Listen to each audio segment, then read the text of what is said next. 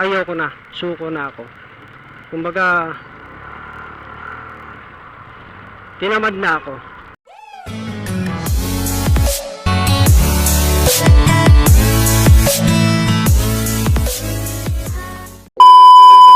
Ayan, so balik tayo sa pinag-uusapan natin kanina, no, mga kapatid.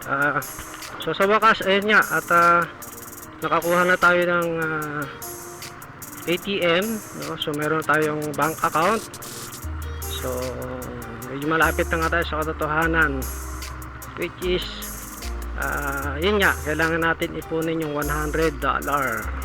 Wala pa man, na-accept na ako kasi dati akala ko hindi totoo to, hindi totoo at chok-chok lang ba, kasi pray mo sa video kikita ka, parang napaka-imposible, di ba? Pero nakita ko naman na may pumapasok talagang pera. Pero hanggang hindi ko pa nahawakan, no? So hanggang muna tayo, tingin-tingin muna tayo sa numero. So pagka tayo ay nakapag-withdraw na at hawak na nga natin yung ating kinita, i-update ko kayo, no? So isasama ko rin yun sa ating vlog. So sa ngayon, kung mapapansin nyo sa mga upload ko, hindi siya more on motovlog, no? So halo na siya. Karamihan tungkol na sa sa family bonding, no? Yung ina-upload ko. So minsan motovlog, minsan family bonding, no? Kasi talagang humina yung delivery natin. So para lang hindi ma-stop, o para lang maging active pa rin yung ating account, kahit anong content basta may mapupulot o inspirational, no? Actually ang pinag-iisipan ko nga, baguhin na yung content ko, no? So ang mangyayari na sana is parang maging na siya, yung ano bang tawag doon, personal na lang yung mga nangyayari sa buhay ko, para pagtanda ko makikita ko yung mga nagawa namin nung malakas pa kami, mga napuntahan namin ng mga anak ko, ni misis, ng pamilya ko, tapos panonoorin ko na lang. So yun ang naisip ko na lang, no? So madaling salita, bibihira na ako makapag-vlog ng nagdi-deliver, kasi as in wala talaga, mahina na. So ito, sana maging pa rin siya, active pa rin. Dumating sa point na parang ayoko na, suko na ako. Kumbaga, tinamad na ako, no? Dumarating pala sa punto yung gano'n, yung parang tinatamad ka na parang ayaw mo na.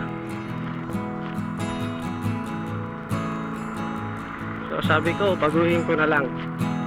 So tingin ko, hindi naman, obserbahan ko pa rin siya kung ano magiging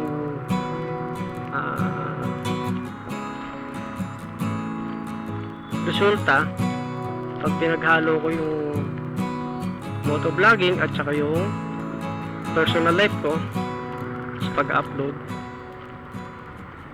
Basta obserbahan natin at i-update natin yung mga manonood natin, yung mga supporters natin, kung anong naging status, kung may nagkaroon ba siya ng effect, maganda ba or hindi, pati sa pasok ng revenue, no? Kasi doon sa mga gustong mag-vlogging at magsisimula pa lang, tamang-tama ito, subaybayan nyo lang yung aking mga video, no? I-update natin kayo kung ano ba ang mga ginawa ko, gagawin ko, at mga naging resulta dun sa experiment natin. Lalong lalo na dun sa mga gustong mag-vlogging, yung magsisimula pa lang, no? Kung tawagin small YouTuber. Dati kasi nagsimula lang ako sa ang subscriber ko, pinakamarami nun is 32. Galing yun sa mga kaibigan ko, kakilala ko. Pero hindi madali yung 32 na yun bago ko makuha. Kumbaga, kinulit ko yung iba doon sa messenger. So, in-email ko, nagpo-post ako sa profile ko na, yun nga, sabi nyo naman ako, ganito, ganyan, konting suporta, no? So, ang una-una ko naging subscriber ay yung misis ko. Kaya thankful ako sa kanya. Then yung pangalawa, syempre, yung pinsan ko. Tapos yun na, sumunod na yung mga kakilala ko. Pero hindi naging madali matagal yung proseso niya. Kumbaga, paisa-isa siya, pero masarap sa pakiramdam na may nagsasubscribe sa'yo.